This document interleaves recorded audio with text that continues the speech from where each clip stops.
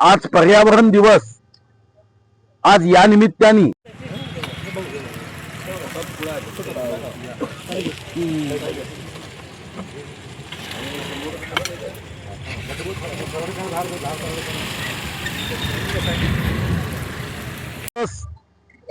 आज सृष्टीचा ज्या पद्धतीचा ऱ्हास आपण सर्वजण करतोय, या 200 वर्षात 456 कोटी वर्षाच्या पृथ्वीच्या इतिहासात जो नाश पर्यावरणाचा झाला नाही तो या 200 वर्षात. आणि या 200 वर्षात सुद्धा मागच्या 50 वर्षात आपण पर्यावरणाचे शत्रू आहोत असं वागत आहोत. सर्व धर्मामध्ये पर्यावरणाचं महत्व सांगितलं आहे. आणि आज पुण्यश्लोक अहिल्यादेवी होळकरांच्या त्रिशताब्दीच्या निमित्ताने 3 वर्षाचा पर्यावरणाच्या रक्षणाचा, जनजागरणाचा व ऍक्शनचा कार्यक्रम निश्चित करण्यात आलाय. आणि या झाडाला ऑक्सिजन देताना झाडांनी कधी भेदभाव नाही केला की हा मुस्लिम आहे याला कमी ऑक्सिजन द्या, हा या जातीचा आहे म्हणून याला जास्त ऑक्सिजन द्या. झाड तर समान प्रेम करते. मग आम्ही निर्णय केला की सर्व धर्मांनी एकत्र येऊन, सर्व धर्म प्रमुखांनी या ठिकाणी हा वृक्षारोपण कार्यक्रम सुरू केला आहे. श्री डॉक्टर मंगेश गुळवाडेजी व त्यांची पूर्ण टीम व यासोबत या परिसरामध्ये ट्रॅक्टर असोसिएशनचे लोक, मला याचा आनंद आहे की गरीबातला गरीब व्यक्ती हा पर्यावरणाच्या रक्षणासाठी पुढे आला. हे खरं आहे की पर्यावरणाचा ऱ्हास सर्वात जास्त श्रीमंत करतात. सायकलनी चालणारा प्रदूषण करत नाही, पण विमानात बसणारा जास्त प्रदूषण करतो. बोरिंगचं पाणी पिणारा प्रदूषण करत नाही, तर आमच्यासारखे जे लोक बॉटलनी पाणी पितात ते जास्त प्रदूषण करतात. जे गरीब आहे ते भाजी आणताना प्लॅस्टिकच्या पिशव्या वापरत नाही, मोठे लोक मात्र प्लॅस्टिकच्या पिशव्या वापरतात.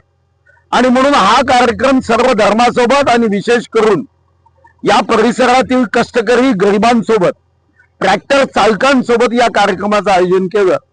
आज ही सुरुवात आहे. खरं तर चंद्रपूरचं कडक ऊन बघता आम्ही सर्वांनी जाणीवपूर्वक निर्णय केला की हजारोच्या संख्येने आज झाडं लावण्याच्या ऐवजी पूर्ण जुलै महिन्यामध्ये मोठ्या प्रमाणावर झाडं लावावी. त्या दृष्टीने पूर्वतयारी झालेली आहे. मधात निवडणूक आयुक्तांनी आचारसंहितेचं कारण सांगून बैठका आमच्या रद्द केल्या, पण आता बैठकांचं आयोजन करून जेवढी जास्त झाडं, वृक्ष हे लावता येईल आणि टिकवता येईल. या अगोदर वनमंत्री असताना मी जी झाडं लावली, केंद्र सरकारच्या फॉरेस्ट सर्वे ऑफ इंडियानी महाराष्ट्राला 2550 स्क्वेअर किलोमीटरनी ग्रीन कव्हर वाढलं म्हणून सर्टिफिकेट दिलं. मला वाटतं की हे एक आंदोलन आहे, हा एक वनसत्याग्रह आहे. आज आपली अपेक्षा आहे की एका व्यक्तीला आयुष्याच्या 80 वर्षात जेवढा ऑक्सिजन लागतो त्यासाठी कमीत कमी त्यांनी 5 वडाची झाडं लावावी, 5 कडुनिंबाची कमीत कमी लावावी, कोणतीही 5 मोठी झाडं लावावी. मग अपेक्षा आहे की हेच तत्व लोकांपर्यंत पोहोचवण्याचा आम्ही प्रयत्न करू. आणि आयुष्यामध्ये आनंदाचा क्षण असो की समस्येचा क्षण असो, तो व्यक्त करायसाठी एक झाड लावावं. जन्मदिवसाला एक झाड लावावं, 10वीत मुलगा पास झाला ते झाड लावावं. एखादी अडचण असेल, समस्या मुक्तीसाठी झाड लावावं. खरं तर मी काही दिवसापूर्वी एक व्हिडिओ बघितला की त्यांनी सिमेंट रस्त्यावर उभा राहून त्यांनी त्या ठिकाणी उष्णता मोजण्याचं काम केलं. 45 सेंटीग्रेड उष्णता सिमेंट रस्त्यावर होती. आणि नंतर तो तिथून 100-200 मीटर असणाऱ्या वडाच्या झाडावर गेला, वडाच्या झाडाखाली उभा राहिला, इथं मात्र 36 सेंटीग्रेड.